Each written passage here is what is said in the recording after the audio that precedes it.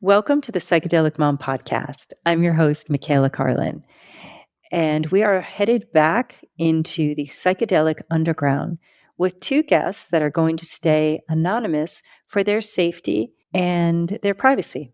So, what is it like to serve earth medicines in the United States where they are illegal?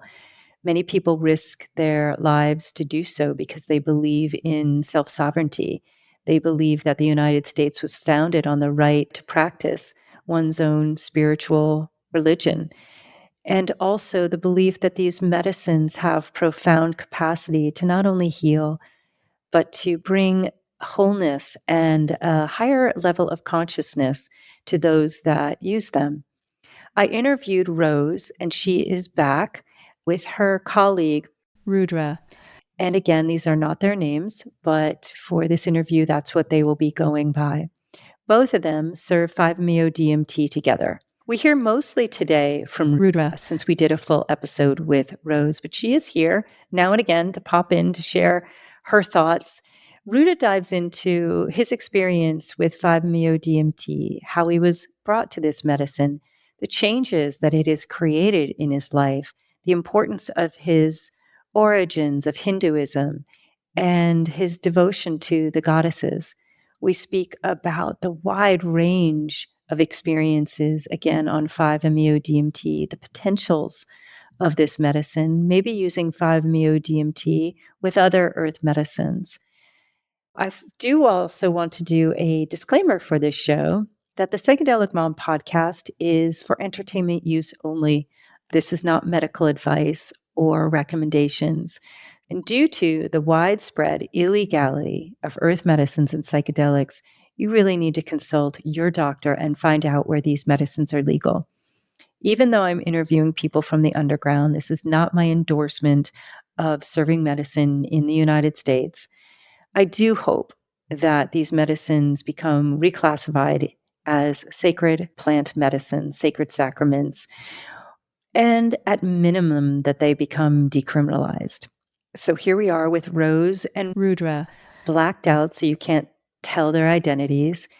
And I share a little bit too in both episodes on 5-MeO-DMT about my own experience with 5, but also serving this medicine. As you know, I just got back from Mexico and I'm doing some more traveling this week. So it is fun to actually share about some case studies and what we see and what it's really like to serve earth medicines. If you believe it is your sovereign right to do earth medicines and psychedelics, and you're curious about the ways in which these medicines and psychedelics could potentially be legalized, decriminalized, or reclassified in the United States, subscribe to my newsletter through my website, thepsychedelicmom.com. I will send you the episodes that are really diving into those topics. Continue to reach out, continue to share your stories, what you believe, what's closest to your heart right now about earth medicines and psychedelics and life, what topics you really want to hear about in this space. So enjoy this show. Today I'm back with Rose and the partner that she serves with, Rudra. And they're going to be anonymous, but I'm so grateful to actually have these deeper conversations. As you know, there's so many clinical trials in the United States, but the underground has a wealth of information, and they do their ceremonies differently than what the clinical trials do. I want to just welcome you both here today. Thank you so much for being here, Rudra, and Rose, thank you for being back. Thank you for having me. It's a real pleasure. So, on last episode with Rose, what we found out was what it's like a little bit. What experience happened on 5-MeO-DMT? She even shared some of the experiences that she's had with clients as well as her own experience. So, today we're going to dive a little bit more into 5-MeO-DMT, all the experiences that one could have, and some topics on non-duality and Shakti. And Rudra brings a different lens into this space. So, Rudra, why don't we start with you? And could you tell me when you first experienced 5-MeO-DMT and what this medicine has meant to you? I first experienced 5-MeO-DMT Around Halloween of, I believe it was 2020, Rose had talked to me about her experiences with 5-MeO DMT before. She came to me and talked about her experiences and experiencing oneness, source consciousness, what I thought about it. And I tried to answer in the way that I could, but she offered me the chance to try the medicine, which she served me. And the first time I took it, I was like, oh, this is familiar. Like, this is sort of the state that I enter after doing a lot of prayer or meditation, or I'm in a holy place or in a altered ecstatic moods through like other sort of spiritual practices. And, instead of the hours or days, weeks of practice, I had suddenly entered that state in a single inhalation. And it was mind altering, mind blowing to have that experience happen so easily, so quickly. It took me a long time after the first experience to have what was called the breakthrough experience, over 10 journeys and many months of experimentation, working with Rose and with other facilitators. What And do you then think, what would be reflecting back now with some years of experience now serving yourself and getting to know this medicine even better? Do you think that just came down to dosage? no, I have a very high tolerance for these medicines. It came down to the structures of my ego. I'm a survivor of abuse in my childhood. So a lot of my ego structures developed in a way to keep me safe.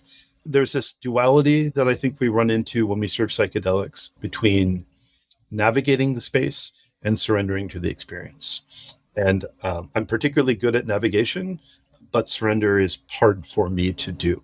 And to have the full release experience, I needed to actually really learn how to surrender. And that took me many months, and I got to stop trying for it, if that makes any sense, which I guess is kind of, I don't know, woo way about it, like trying to not grasp at it. And then when you grasp at it, it falls out of your fingers. Also, those other experiences were, I think, really crucial for me to get there. And this is something that I tell new clients that come to us, is like, who are always looking for, that silver bullet, that single thing that will change their lives. It's like, no, we're starting a journey.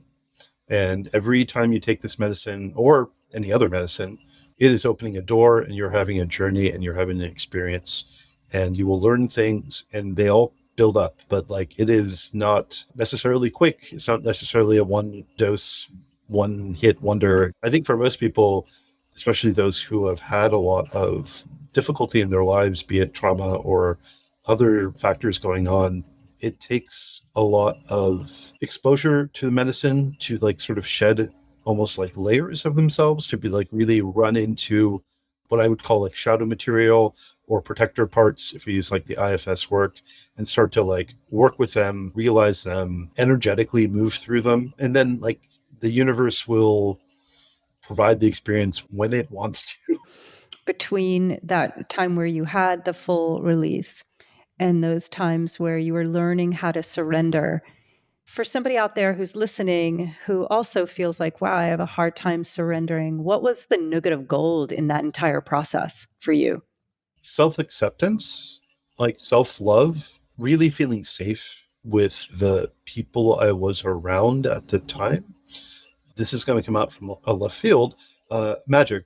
I consider myself a magician amongst like many other things, a yogi, a tantric, and there were just a bunch of other things that aligned in like the greater universe with both like the people who were there at the time, the ceremony that we did, factors going on. It's completely outside of my control that I did not really know, and that I think just all played into my first full release experience. It changed my life and continues to change my life. Like it's always there. I'm just so indebted to having it happen. And I think that's why I'm doing this work, because I feel like it's our human birthright to have Yeah. this experience. And not everyone necessarily needs to or has to have this experience. In the very beginning, I was, had gone on that like a year of being really evangelical about it. And then realizing that wasn't actually doing any good. People have to approach the medicine when they're ready, Yeah. and it will take care of them. It simply will happen as it has to happen. So You just mentioned that this medicine has changed your life. And I think obviously we're all here in this space today together. There is magic working through 5-MeO DMT and Bufo that is a mystery. We can't describe it.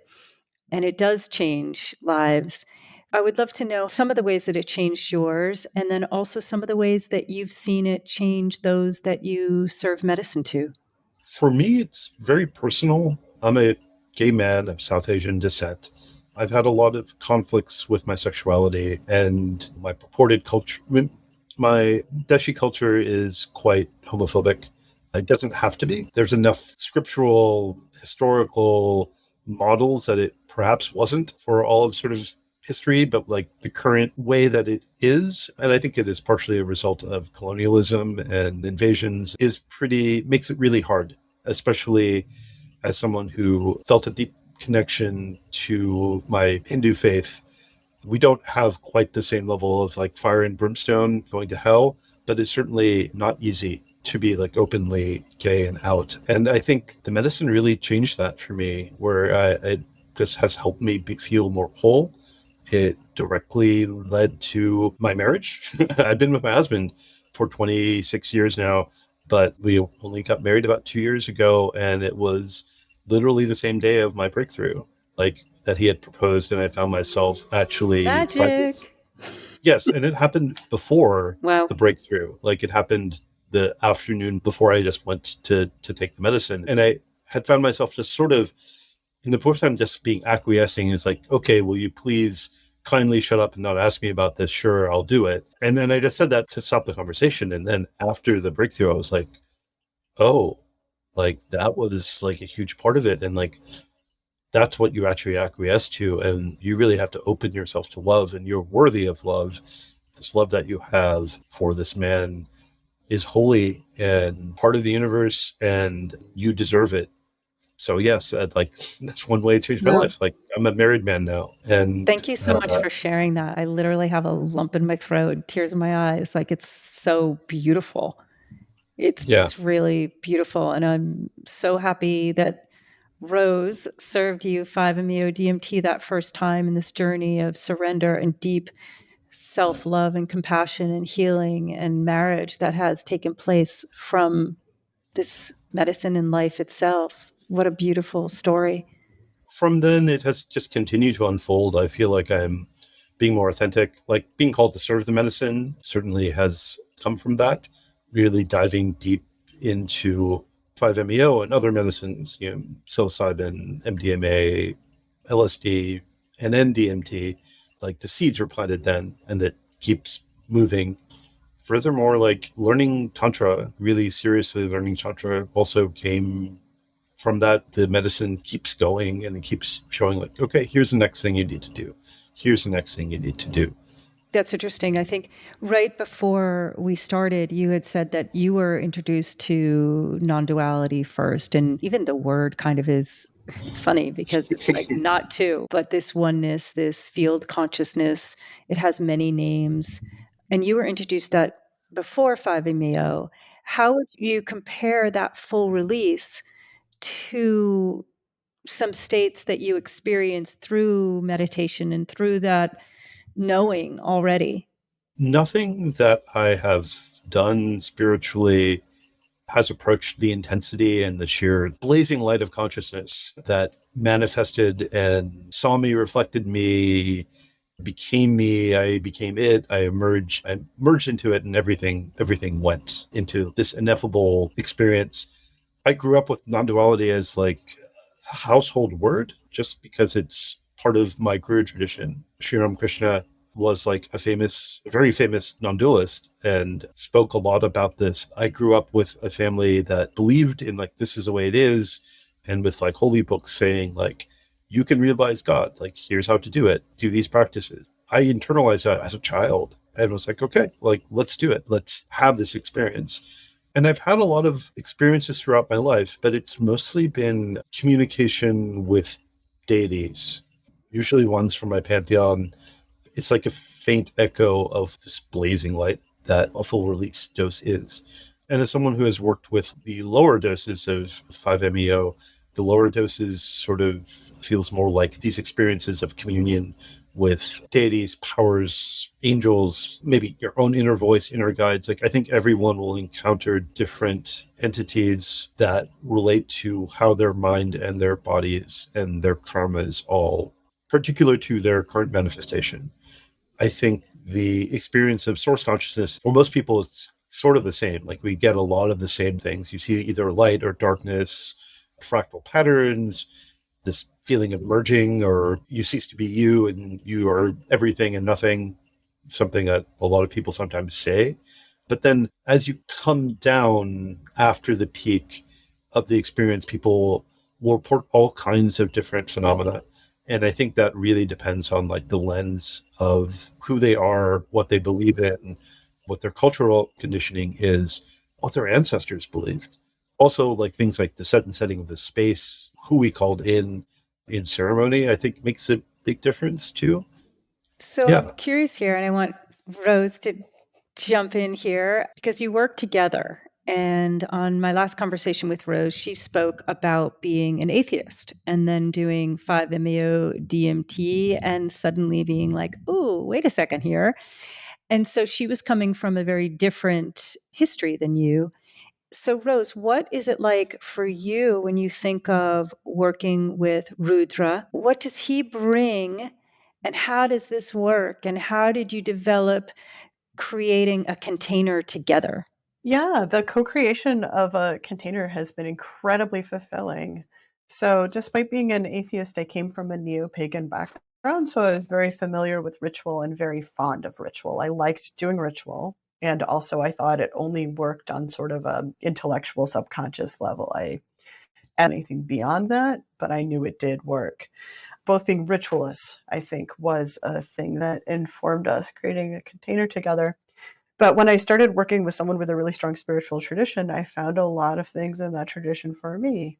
Yeah, so we have a ceremonial container, and that's because we both came from a ceremonial background, but it has a lot of Vedic gods in it, a lot of Hindu gods in it. Yeah. It's primarily Vedic deities, though it's not limited to that. There are other deities that have called to me and other sort of things like very animistic elements like animals and trees. And it's been a process of building this container over the last few years and then figuring out which deities are important, how they all interrelate, how to bring them into ceremony. And we have this container that honestly most of our clients don't exactly relate to. It's interesting, like window dressing for them, but we need the container to hold like a holy, safe, protective, energetic space for them to have the experience. I don't like evangelizing. Everyone should find their own path. So how much of that to bring in to a ceremony is always a little tricky. At this point, we have our basics, like we need to do these things. We need to do an opening. We need to call directions and purify people. That's like the three things that we always do, always, always, always. And then we will add more, or we can make it more elaborate if the person is receptive, or we can, trim it down to like just the basics, which is really there for us to feel like we're centered in source. So we can help guide people in a way that feels like authentic. And this is really holy and sacred work. It's interesting too. You had mentioned like everybody at some point will see potentially an entity or a spiritual figure or a guide or an animal guide. It doesn't necessarily have to be from your own tradition. I had a 5-MeO DMT experience. Actually, I think it was Bufo. And as I'm coming back, I look in my hands and there's a blue goddess. And I'm like, with all these hands, and I'm like, who are you? What are you? So that Yeah. was really fascinating. I actually had no context for it and Googled it after and was curious as to who showed up. Was it a goddess or was it a god? I've heard that image can be a couple different entities, but it's interesting how that's not even something that I was in my consciousness. I'm not exactly a Jungian, but I do believe in like a collective unconscious. We're all humans. One of the things that almost all these medicines do at, depending on dosage, set, and setting, is like we have this sense of oneness, that we're not really one person, we're like everybody, and everybody is us. So I'm not surprised that these really, really ancient structures, these mythic structures that we have, even though modern society has pretended to turn away about it, but they keep showing up. I mean, look at the superhero genre. Like, why are superheroes so goddamn popular right now? It's like, oh, it's just like we're retelling mythology. It's just a modern mythology, that there's something that appeals of it to us. Like, there are these stories of heroes, these stories. And yeah, the experience that you say about encountering possibly some sort of dharmic deity, there are many blue skinned gods and goddesses, both in Hinduism and in Buddhism as well. This happens. It simply does. And this is actually an interesting conversation I had with a recent guru who, before taking initiation, I told him what I did. And he had actually been expressing some caution and concern about the use of psychedelics, that they could be dangerous, they could be destabilizing, that they were a shortcut effectively to doing all this rigorous spiritual work. And I told him, Guruji, I've talked to folks that have no background in the Dharma and are still running into deities. They're running into Ganesha, they're running into Kali, they're running into Krishna. And I feel called to be like, if I'm going to be the person who can actually give them the context of what they encountered and why it might be important to them, that's why I think it's so important that I do this work in this way. I have a background in psychology. I could run things in a mindfulness psychological container. Sometimes actually we do, because that's what a client really needs. Too much spirituality or ritual is actually not good for the client. Like, they have either wounding or a deep aversion to it. We'll adjust things on the fly to try to help someone meet people where they're at. I feel really honored to be able to bring the sort of my lived experience and my ancestral cultural experience into this world, and so be like, oh yes, you encountered that was probably, the goddess Saraswati, who represents speech, who lives in this chakra. If you want to learn more, here's where to go. Here are the mantras, here are the things. See what happens. Everything's an experiment. So I encourage folks to explore and to see what develops for them. So, non duality, you just said before, we can have these experiences prior to 5-MeO DMT because it is the primary experience of reality. It is. We are non dual. It's not just a line on a t shirt. We are one. Like, this is real. I'm curious to how important non-duality is to you. Did it shift after 5-MeO DMT? Was there a way that you experienced non-duality more? Let's explore non-duality a little bit. And you are talking about how the goddesses and tantra is important to you too. How do you bring that into non-duality? The word non-duality, we say it so much that it almost doesn't mean many things, but like, in Hinduism, we have a lot of, actually all of Hinduism is actually non-dual, though a lot of it is. And in the tradition that I'm in, like, my family's guru taught like non-duality is the stage.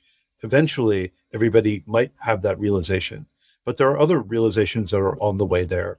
So like, some of the realizations that people have are like actually quite dual, like that I am here and God or infinity or whatever you want to call it is there. And like, that is starting stage of realization that there is something else. And then there's certain sort of yogas, techniques, practices that apply to you when you're at that stage. And then at a certain point, you might go to another stage where it's sort of like, oh wait, there's a spark of divinity in me, and it is of the same essence of the entire universe. But I'm just a spark, and that's the sun. We call that qualified non-duality, where there is a qualification. Like, yes, we are all of the same essence. We're a candle, and we're not the sun. And then there's like sort of different practices and different philosophies that flourish there. And then eventually you get to what we call, pure non-duality, or Advaita, which is like non-separateness. And then you have the realization that you are it. Actually, all three levels are fine. Some people, and certainly actually whole schools, whole guru lineages, are in just in one level, one layer, and that's totally fine. Others are at different schools, and the non-dualists, of course, hold themselves above everybody else, which isn't actually great. But the teachings, of at least of my family's guru, teach it sort of as a progression, and that any place that you were on it, as long as you were striving towards God realization, self-realization, was noble. And in fact, it's probably the most important thing that you could be doing with your life. At some point, every human will probably get to that point where they're like, wait, like, what is actually going on? Can I actually realize everything? Can I actually realize God? Can I actually realize the self? Can I actually have this experience of oneness? Yeah, I like Um, that. What you were just talking about. It's very similar to the Mary Magdalene gospel, actually, the layers that she put out that didn't get included in the Bible. yeah, Aldous Huxley talks about like the perennial philosophy, like all these ideas, they're our birthright, and they appear in different patterns all over the world. And even, the Abrahamic monotheisms, which tend to, on the surface, as dualists, like you're here, God's here, this is one life, and you're gonna go to one of these afterlife scenarios depending on your behavior and conduct and belief. Even in them, there are mystical schools. Right. They're just not really talked about that much by the powers that be, because they tend to grant people a little bit more freedom and a little bit more ease, and the things that power structures do, which is, corrupt and keep people separated. And so I'm not a huge fan of any of them. They've proven themselves to create a lot more trouble than they might be worth. And also, you were just talking about before the path. Any point you are on the path is every point on the path. Sometimes there is this idea of something that we're achieving or going up, but we are already that. It's almost the filters are dropping to what each of us already is, which is a Yes. very humbling way to think about it, that, it's not a hierarchy. It is actually the truth that is revealing itself. One thing I would like to say about that Mhm. is that there's nothing wrong with hierarchy. If you look out in nature, there's a food chain, there's planets, and everything is in a hierarchy. But hierarchy does not imply hierarchy, does not imply necessarily like this oppression from things that are above you. Like, things are above you, and that's fine. The sun's above us, and we need it to be above us. Right. The earth is below us, and we need her to be below us, but she holds us. These are these really important things, and we mistake a hierarchy for a power structure, and it doesn't have to be that way. It Right. does not have to be that way. I think so many of us are used to that that's how models work, but it doesn't have to be that way. And it's probably a big Yeah, lesson of 5-MeO DMT and other psychedelics. I think segueing to like the goddess tradition in India, my family is, we're worshippers of the Divine Mother and have been for a very long time. We were polytheistic. Those are labels that have been put upon us by the colonialists who don't really quite get what we were trying to put down. So I've been called by the goddess for a long time, almost 3 decades now. And the goddess in Hinduism is very different. We've lost access to the divine feminine in a really tragic way, and I think we're really paying the price for it right now in modern society. It touches on so many things, like how we treat nature, how we treat women, how we treat men, how we treat children, how we treat animals. All of it ties in. And in the Hindu conception of the goddess is power, like she is power. This equation of femininity with power is very different. It's radically different from the way Western society looks at femininity as passive or, beneath everything. And Submissive. yeah, Yeah. like the goddess is power. The famous tantric saying is Shiva without Shakti is Shava, which means Shiva was the divine masculine principle without Shakti, which is the energetic feminine principle, is Shava, is a corpse. The universe doesn't work without the two of them together. I wish I had And like sound effects on this podcast. I'd have these like roars and like these this like clapping yeah, from the audience. Like, I like mean, like, oh my God. um Right? These are the moments like and lightning and lightning it's would not come down. yeah, and it's not just like the divine feminine and masculine exist within both of us, like in everybody, regardless of gender or body expression or sexuality. My most recent guru that I've been studying with teaches Tantra for queer people, and especially particularly for gay men. And the world of Tantra looks a lot at sacred sexuality and the divine feminine and masculine as like these spiritual tools and models for us to use. But it can be hard for folks who fall outside of heterosexuality to engage with, which is still authentic. The way to look at it is the divine feminine is energy. It is rising from the earth up, and the divine masculine is awareness, and it's descending from the heavens down. These are the two currents that are in the body. We have a feminine current and a masculine current. And every breath, we breathe in and we breathe out. Like there's all this like subtle energy that is moving through us. And the goal of Tantra is to actually perform like a divine marriage within every one of us. Like we need to open our hearts so we can unite energy and awareness in this like perfect union in our own hearts and feel whole and complete and in sync with source and sync with the universe. That's what I like to teach and what we bring into ceremony a lot, because we find the terms energy and awareness as being very important, but also less laden. Talking about masculine and feminine energy can really be hard for certain clients and have a lot more unfortunate resonance with politics and all the stuff that's sort of going on, raging in the world right now, which is important. But like, we're here to help the client achieve wholeness within themselves. That is like a kinder duality to attempt to unite or reconcile. Yeah, I love that. Yeah, and just to build on that for a second, I think that our ceremony involves this Shakti energy rising and this Shiva energy descending. I think a 5-MeO journey can be seen in a lot of different ways, but one of them is it's supremely energetic. And that energy feels like this Shakti energy rising up in you until it overwhelms you.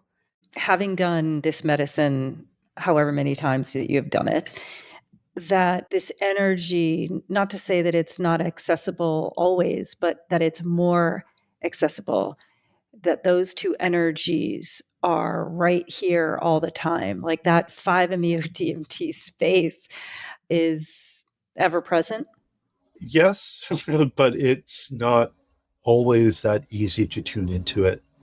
At this point, I can, but I would have to do my breath work and sit in meditation and do yoga. And sometimes you're spontaneously reactivated by phenomena, like looking at nature. And then, of course, there's certain sort of sacred imagery, like certain fractal designs, sacred geometry and stuff that can really, really like remind you of it, give you that flash of recognition. This is where I do agree with a lot of sort of the more traditional yogic authorities, is that you don't necessarily need this medicine to get to that state. You can do it through intense spiritual practice and diet and yoga. And throughout human history, all of these religious, spiritual techniques, these trance techniques that we have found throughout the world are all there for us to achieve this internal state. Since 5-MeO is endogenously produced along with an NDMT, I think a lot of these techniques are there for folks to be able to spontaneously generate the medicine within themselves. Yeah. Do you know, I just learned in a couple episodes ago with Acacia Lewis, who was a child prodigy, went to college at 11, became like a neurophysicist at 14. Now she's training to be a Buddhist nun. And she was talking about the Buddhist tradition and 5-MeO DMT in the Buddhist tradition, that it's been used for a very long time. And prior to the ingestion of 5-MeO DMT through like smoking it, that they used to use it as a incense and they would breathe it in, which is kind of fascinating. But as you said, all these traditions had the tools, including earth medicines and psychedelics, to achieve these states so that they could commune, they could find that which they are, this, whatever you call it, sacred from within. So, one of my missions is that people have the sovereign right to maybe get these medicines to be reclassified as sacred medicines. Maybe not to go the legalization route that we're going, but maybe that they get outside of the field of the DEA that we would have the sovereign right to use these. We always did for generations. And so my mission is to open up these conversations about a medicine bag and how it's our sovereign right as individuals to have our own medicine bag. And I'm curious for both of you what you would have in your medicine bag. All of it. The more and more that I explore these things, I become a bigger fan of layering, sort of the use of small amounts of different medicines at once, because I feel like you can get very, really, really profound and helpful experiences without the loss of control like a high dose is, but you can get really, really exquisite experiences, and the ego remains mostly intact, which is sometimes actually helpful, but then the ego actually learns things and doesn't necessarily fight the experience as much as, when you give someone a lot of medicine. It can be sometimes really overwhelming. And what combinations are you finding supportive to you or clients? We really like the combination of psilocybin followed by low dose 5, because psilocybin journey can last quite some time, and it can be very difficult and very churning, and a lot of things. Mushrooms bring up all kinds of things because that's what they do. That's what they want to do. But at the end of the journey, as people are coming down, usually around the third hour or so, a small amount of 5-MeO, like not a release amount, can really help provide crystal clear clarity about, like, oh, this journey was about this. Like, this is where I need to go. This is what needs to happen moving forward. That's the thing that we have used in most in clients. We have done a little bit with MDMA followed by 5-MeO, because sometimes the 5-MeO experience can be really overwhelming and quite frightening, especially if people have a lot of protector parts or exiles that are scared or afraid or angry. The MDMA just opens the heart and allows you to see them and allows them to be a little bit at ease. So then when the 5 comes in, their journey is easier and quicker, and I guess more full of love. Not that 5 isn't full of love, but it's full of everything, honestly. So It can, like we were talking about earlier, it can really be any number of experiences. It's a mystery, and it can change. You can have beautiful experiences and then really difficult ones. I've done the same thing on retreats and serving medicine is for a while now, is combinations. For the same reasons, someone could have a really difficult mushroom ceremony going into the deep shadow. It's such an energetic medicine. I mean, they call it what, like an energetic surgery. I think it also helps with the integration. A lot of people that are coming, because there is a common wound that perhaps we carry collectively, unworthiness wound, shame.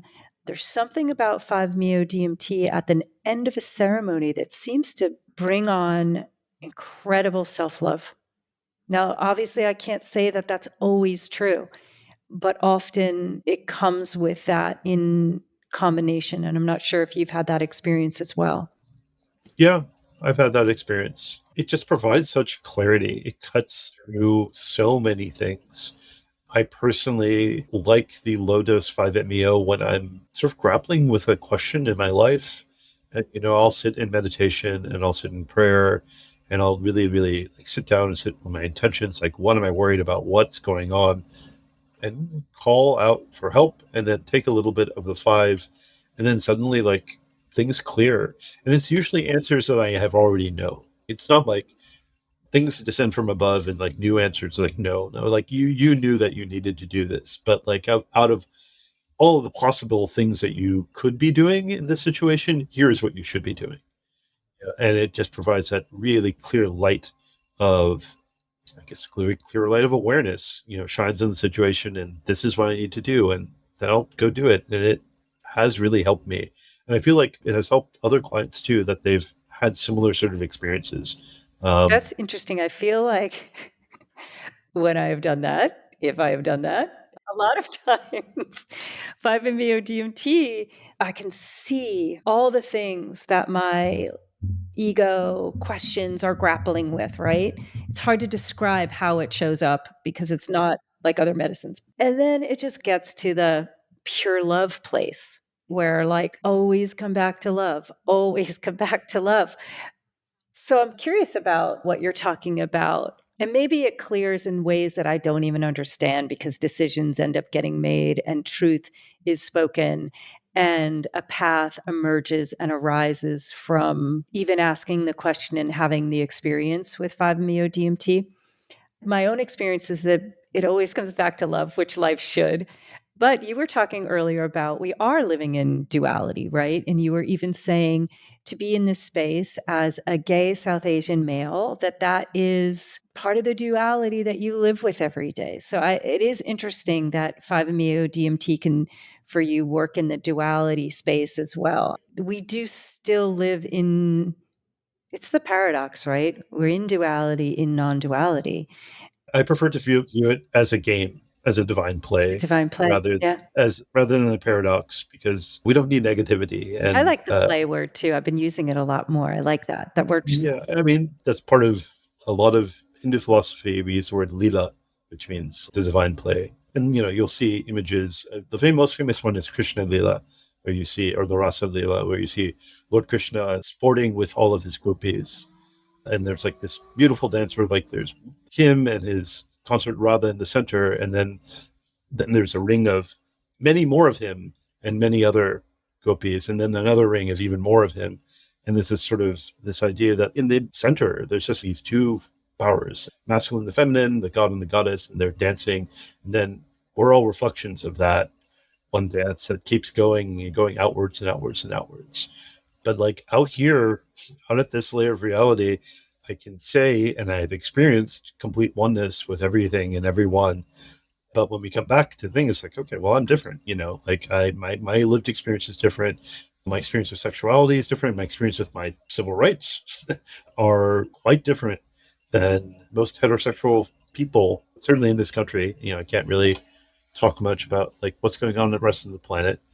These psychedelic experiences, what they give folks of, especially folks of color and queer people, we all gain the same benefits, but I feel like it can be really healing for a lot of queer people. A lot of us have a lot of shame, and also so many of us are really cut off from spirit due to the religious institutions telling us that we're somehow subhuman.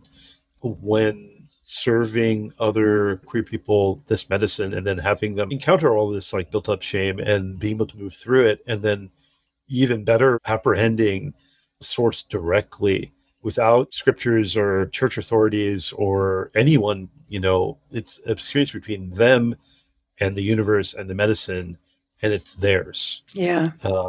And that can be so life-changing for people.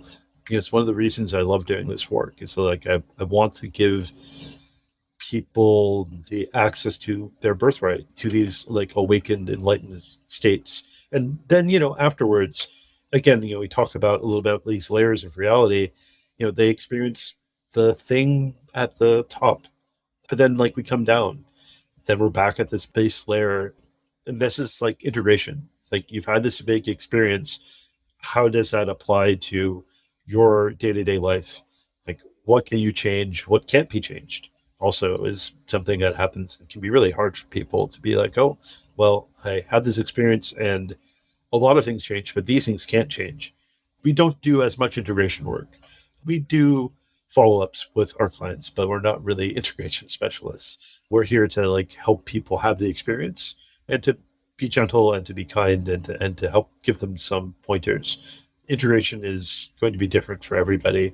We always ask in our intake interviews, like we try to get a feel for what kind of integration resources they already have in their lives, be it, a therapist or close friends or other psychonauts that they can talk to afterwards. Let's just talk a little bit about the underground, what your dream would be. What are the hard parts about being in the underground? What do you like about it? And what do you wish for in the future? I guess I'll start with what I like about it. I like being underground. I've always liked being a little subversive and a little dangerous, a little bit of a bad boy. This sort of appealing to some parts of my ego, which have still are there. maybe eventually they will melt. But I do like the radical sort of democratization uh, of the medicine, that it is ours and we are going to use it.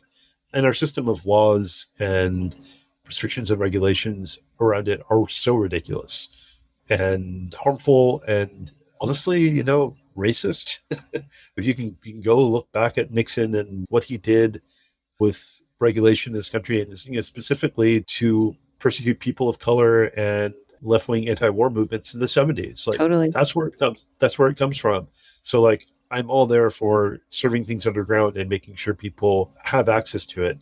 Furthermore, like I feel like while I love the medicalization in some ways, like it's great, it's just also kind of out of the reach of so many people. The prices are ridiculous. And I don't know if they're actually doing as good work as we do. The medicine is served in a medical container is so sterile. It just denies spirit. Like when you talk about spirit or about oneness or about that, you can't talk about it in our current medical. Like I like science. Science is my friend. I, trained as a scientist, and I still read articles and measure things out carefully and test things and record. At this point, like science seems to have become like a cult of scientism, this worship of science as like this end all be all of like the only way of looking at the world. And I think it holds people in a lot of fear. I've also viewed like the way that our mental health system has completely and utterly failed us, as we're not getting any better. Like we're keep coming up with new medicines and new techniques, but like the rates of mental illness just keep climbing in this country. We're not living in a way that is really in alignment with the way things are. And I don't necessarily trust that the way the medicalization of these sacred substances would be done properly or ethically. I think it would just be done in a way that to preserve the power structures, to preserve the hierarchy of keeping people in certain boxes and keeping folks oppressed and scared and really dependent on the establishment for their well-being.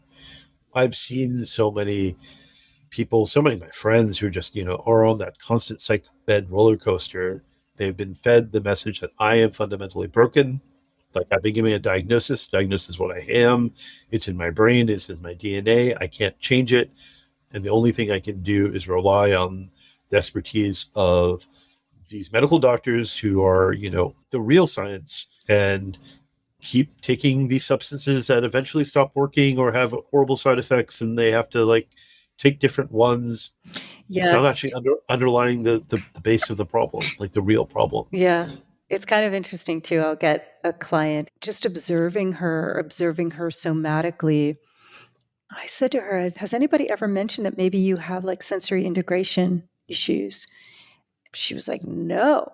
I was like, oh, fascinating. So she was telling me yesterday that she was going to see a specialist in New York. She had already talked to him once and went through this diagnostics of, yes, she had a sensory integration issue. And she said, it was my husband just needed to hear that it came from a doctor. And another client who's had addiction issues that have moved from one addiction to another and has gone through therapy, had medicine, came for some sessions, and just did amazing work. It's just interesting because he said something like, my wife said, I don't want you doing that pseudo stuff. Now it's 2 years later because of just continued relationship. And I do a lot of the psychedelic integration work. And just seeing, like, sometimes people have to, like, see it and experience it to believe it. And even then, their mind can still be blocked to, it has to be the way that I've always known it to be. So, what would your fantasies be? Or are you just kind of like, let's keep the underground? I entirely for decriminalization. Like we absolutely have to start with decriminalization. It has to happen. The war on drugs has been a complete failure. We have to stop what we're doing and allow these substances to be decriminalized, and then we can work towards legalization.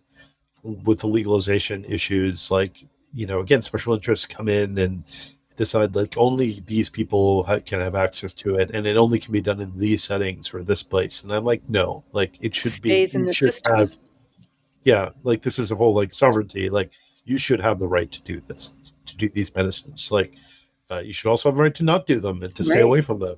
Yeah, I'd really like things to be decriminalized. I'd like them to be legalized. I'd like medicine to be available to people that need it in safe and secure.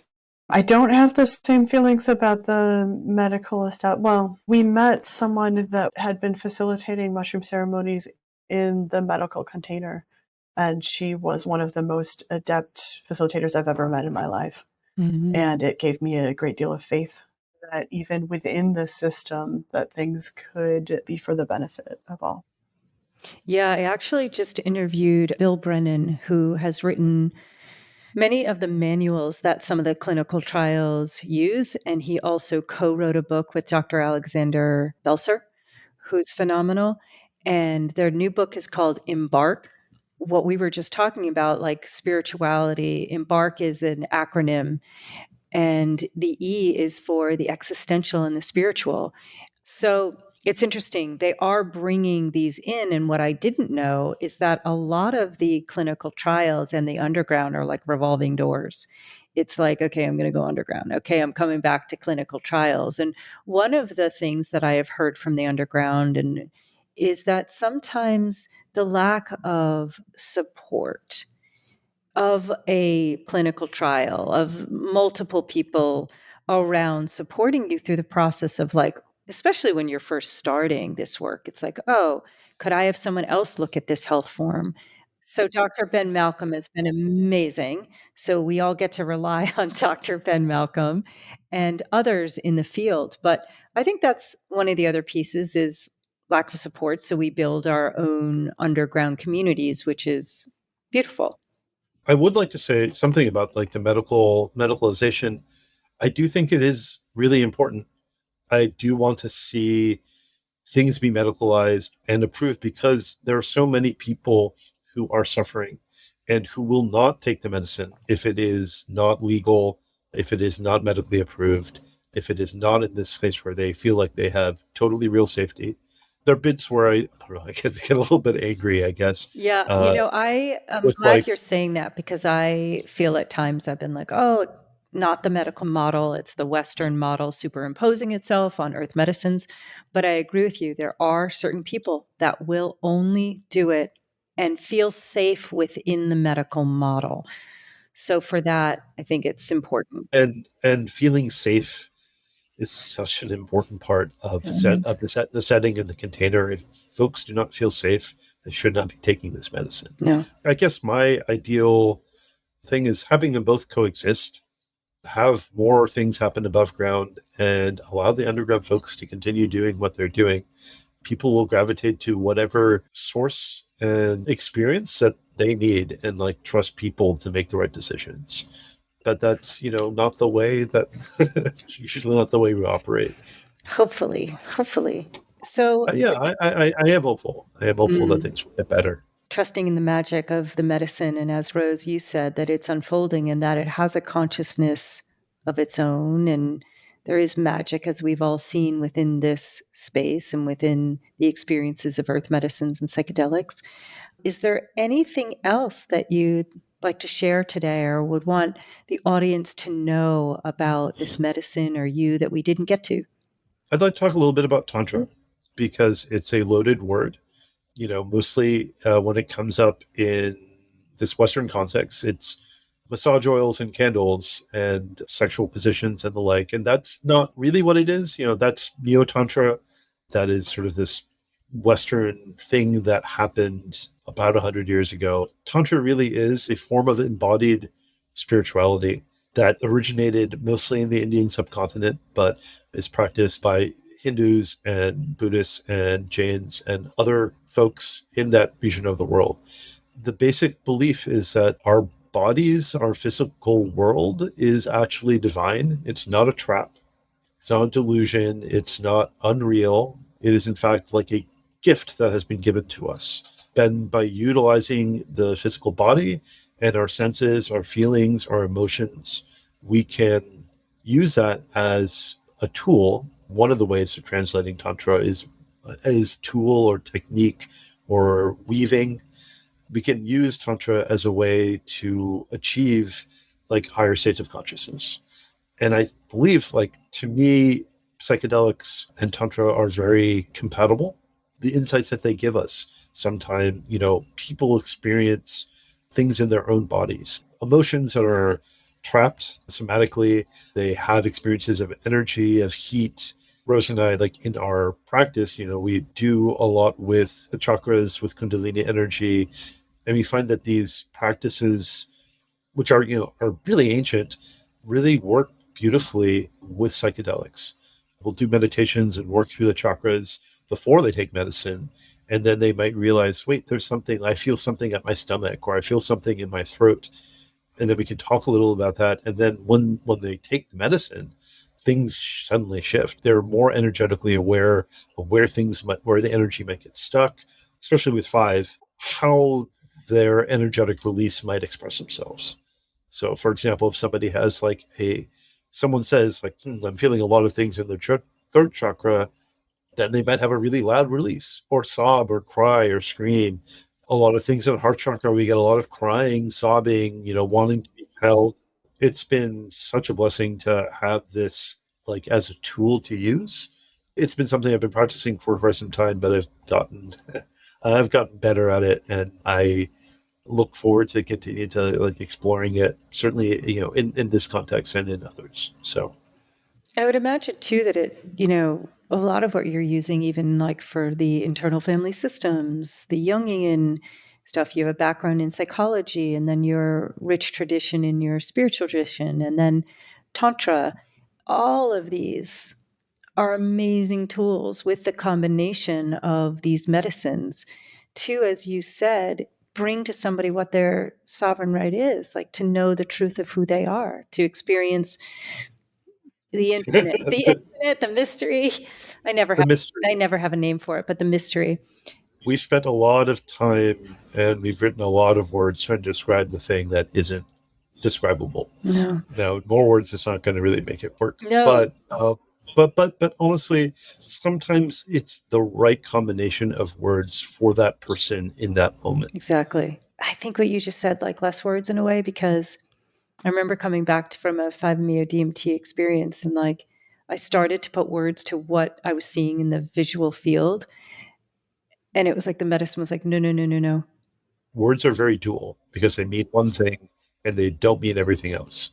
We like to encourage clients, when right after a full release, whatever you do, you'll want to talk to us. You'll want to thank us. You'll want to express your emotions. You'll want to check in on us or check in on other people who might be sitting with you. Don't, don't. Just let go.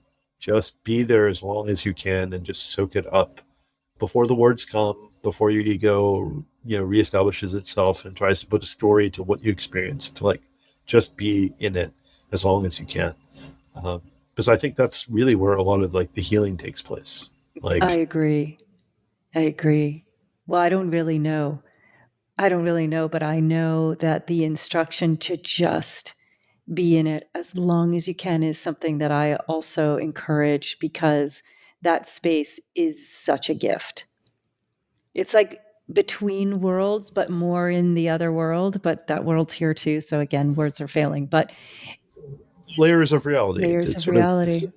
at a more rarefied, a more energetic, a more aware level. There's more awareness, more energy there. And we want to try to put words to it, but when we do, words and stuff are sort of a layer beneath it, honestly. I want to tell one client story about words. Yes. I had a client and he was very uncomfortable in the ceremonial space. And so we stayed there a long time and we did a lot of talking and repositioning and trying to make him feel comfortable. He took a low dose of 5, and in the end, that's all he wanted. He was like, yeah, this was enough for me.